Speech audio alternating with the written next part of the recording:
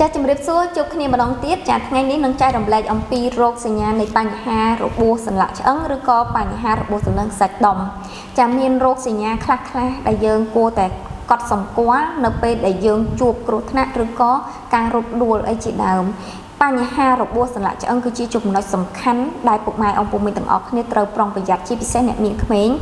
នៅក្នុងគ្រួសារចារោគសញ្ញាដែលអាចមានចំពោះអ្នកមានបញ្ហារបួសឆ្អឹងសន្លាក់ឬក៏បញ្ហារបួសទៅនឹងសាច់ដុំនេះទី1អាចនឹងមានការឈឺចាប់ទី2អាចនឹងមានការហើមនៅត្រង់កន្លែងដែលមានបញ្ហាសម្រាប់ទី3ការឈឺចាប់មិនអាចធ្វើចលនាកន្លែងបាក់បាននេះហើយស្បែកចាប់ដើមឡើងប្រែទៅជាគ្មានពណ៌ខូចទ្រង់ទ្រាយអវយវៈរបស់យើងហើយអាចនឹងមានករណីហូរឈាមទៀតអញ្ចឹងយើងគួរតែសង្កេតចំពោះក្មេងរត់ដួលរត់អីហ្នឹងបងប្អូនត្រូវតែប្រុងប្រយ័ត្នចំណុចហ្នឹងហើយនឹងមានអារម្មណ៍ថាឈឺ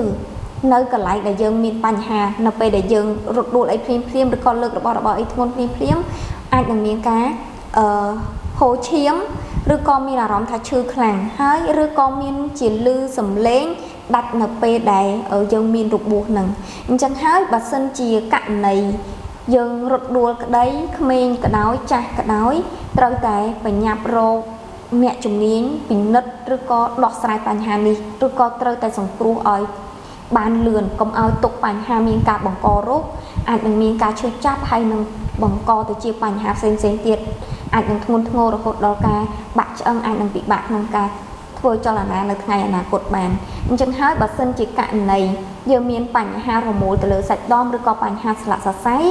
ចង់ធ្វើការដោះស្រាយឬក៏ថែទាំឲ្យមានសុខភាពល្អចង់សាកសួរព័ត៌មានបន្ថែមសូមទំនាក់ទំនងនៅលើលេខទូរស័ព្ទនេះឬក៏ឆាតចូល page បានចា៎នេះខ្ញុំសុកលីនចាសូមអរគុណនិងសូមគោរពលា